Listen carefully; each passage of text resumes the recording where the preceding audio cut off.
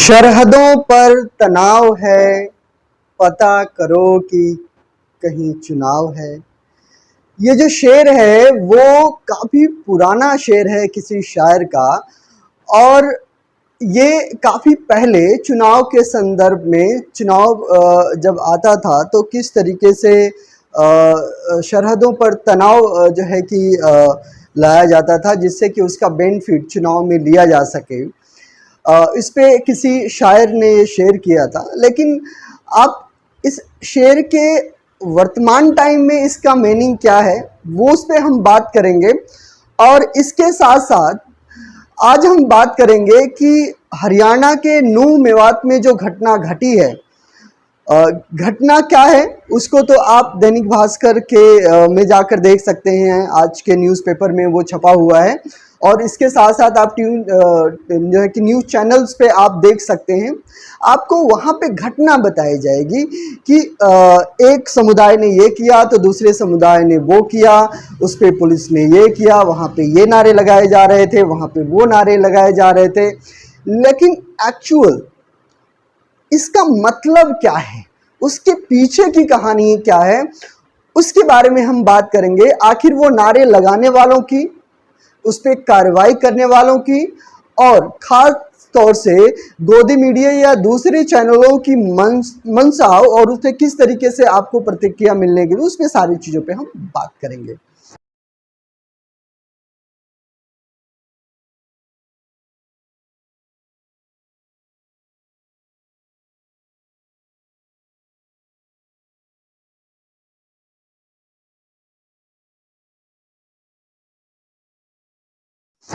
घटना यह है कि हरियाणा के नूंह मेवात में विश्व हिंदू परिषद की तरफ से एक वृक्ष मंडल शोभा यात्रा निकाली जाती है, और उस यात्रा के दौरान ये हिंदुओं की एक यात्रा होती है।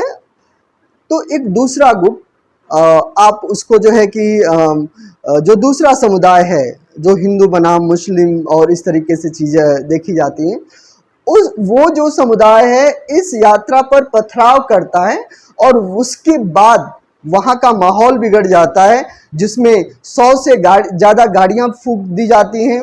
2 कांस्टेबल की मौत हो जाती है जो अभी तक की जो खबर है, और इसके साथ साथ 50 लोग जख्मी हो जाते हैं। तो आखिर ये है क्या, ये अचानक ऐसा क्या हुआ कि एक समुदाय यात्रा निकाल रहा है तो दूसरा समुदाय उस पर जो है कि पथराव करने वाला है। अब मैं थोड़ा सा इसके पीछे की बात मैं आपको बताने जा रहा हूँ।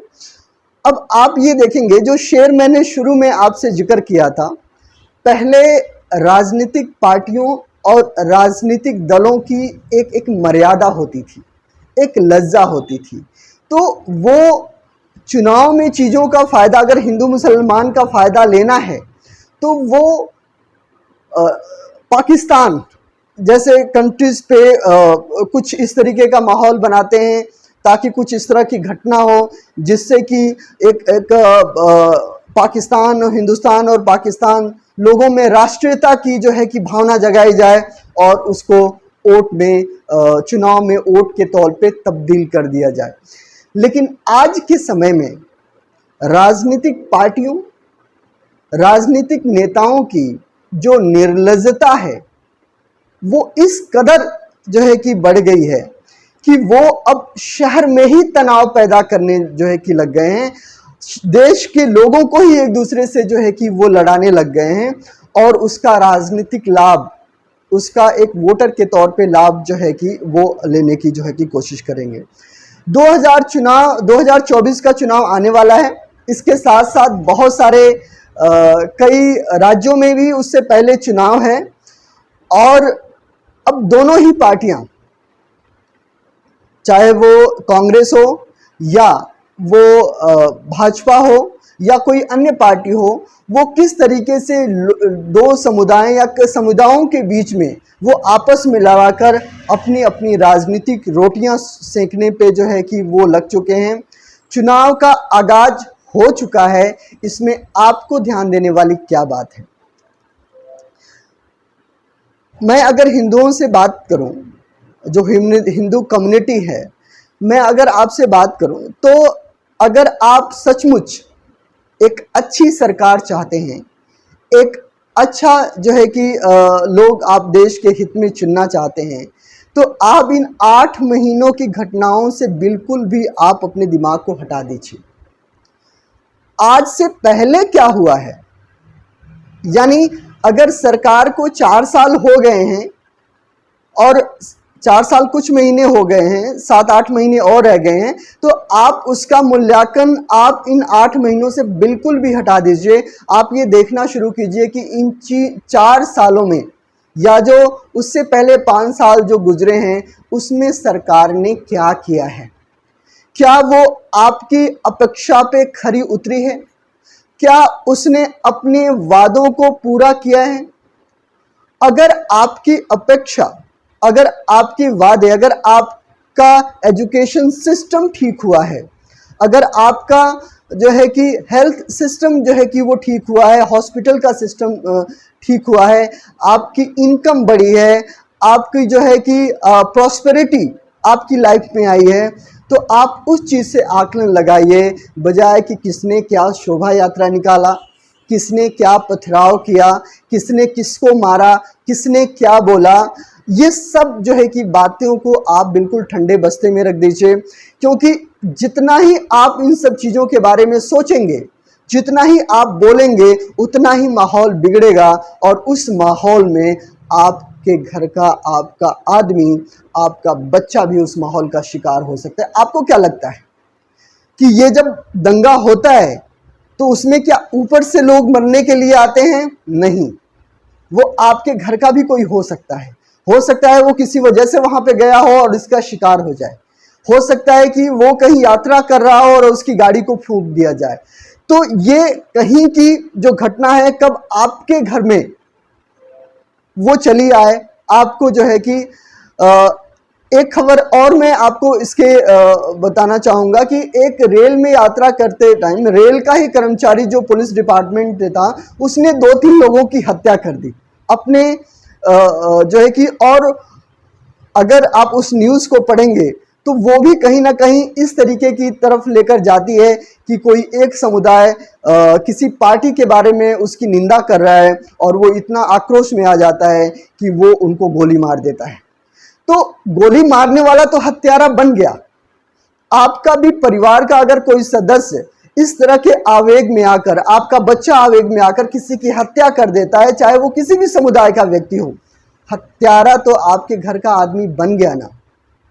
उसको तो जो होगा सो होगा, जिसको उसने मारा उसकी तो छोड़ो। तो कहीं ना कहीं कब आपके घर में आपके ही सदस्य की लाश नजर आने लग जाए या हत्यारा नजर आने लग जाए, आपको नहीं पता लगेगा। तो आप इस बात से बिल्कुल सतर्क हो जाइए, क्योंकि अब चुनावी पार्टियों का, अब राजनीतिक पार्टियों का तांडव शुरू हो चुका है। इनके बोल भी आपको सुनने को मिलने लग जाएंगे और ऐसी बहुत सारी घटनाएं होने वाली हैं आपके शहरों में। तो आप अपने बच्चों को छुपा लीजिए। दूसरी बात, मैं मुस्लिम कम्युनिटी से ये बात करूंगा कि कभी कभी आपको लगता है कि कोई नेता आपके पक्ष में बात कर रहा है, तो वो आपका नेता है और आप उसकी बातों को सुन के उसके आवेग में आकर आप सड़क पे पत्थर लेकर निकल जाते हैं। आप कुछ इस तरह का कर बैठते हैं जिससे कि पूरा माहौल खराब हो जाता है। लेकिन आपको ये नहीं पता कि आपको जो सपोर्ट करने वाला नेता है वो अपोजिशन पार्टी का ही नेता हो सकता है, क्योंकि अगर ये माहौल अगर बिगड़ेगा तो अपोजिशन पार्टी को जो है कि इस चीज़ का फायदा होगा। तो कभी कभी आपकी तरफ से दिखने वाला आपका नेता आपके खिलाफ काम कर रहा होता है, लेकिन इस बात को आपको समझना पड़ेगा। आपको इस बात को समझना पड़ेगा कि किस चीज में आपकी भलाई है। तो मैं फिर आपको कहता हूं कि अब चुनाव आ गया है, माहौल बिगड़ने वाला है। आप लोग अपने आप को संभालिए और बड़े बारीकी से लोगों को ऑब्जर्व कीजिए। अगर आपको लगता है कि कोई न्यूज चैनल आपको सिर्फ आपके उन्माद को बढ़ाने में, आपको जो है कि पार्टियों को सपोर्ट कर रहा है, तो आप बिल्कुल भी देखना उसको जो है कि बंद कर दीजिए, क्योंकि वो आपके घर में ही आपको जो है कि दंगा करा देगा। ठीक है, तो ये माहौल अब थोड़ा सा खतरनाक होने वाला है, तो आप इस बात से समझ जाइए। तो आज के वीडियो में बस इतना ही। इसी तरीके के मुद्दों के साथ हम आपसे रूबरू होते रहेंगे। हम आपसे बात करते रहेंगे। आपने इस वीडियो को लास्ट तक देखा है, मुझे आशा है कि आपको ये पसंद आया होगा। और अगर आप इस देश में लोगों के बीच में प्रेम बढ़ाना चाहते हैं, सामाजिक सौहार्द बनाना चाहते हैं, तो इस वीडियो को जरूर ज़्यादा से ज़्यादा फॉरवर्ड कीजिए, क्योंकि ये वीडियो को देखकर अगर एक व्यक्ति के मन से भी अगर कोई धार्मिक कट्टरता या राजनीतिक कट्टरता निकल पाती है, तो आप समझिए मैं अपने मकसद में कामयाब हूं और आप भी अपने मकसद में कामयाब होंगे। तो इस चैनल को सब्सक्राइब कर लीजिए, ऑल बटन को प्रेस कर लीजिए, ताकि ये सारी इन्फॉर्मेशन आपको जो है कि वो मिलती रहे और आप जो घटनाएं आपके समाज में हो रही हैं उसके पीछे का सच से आप रूबरू होते रहें। अगर आप फेसबुक पे देख रहे हैं तो उसको आप जो है कि फॉलो कर लीजिए, इंस्टाग्राम को मेरे फॉलो कर लीजिए, और इसी तरह की जानकारी के साथ मैं आपके साथ जो है कि सामने आता रहूँगा। आज के वीडियो में बस इतना ही। नमस्कार, जय हिंद।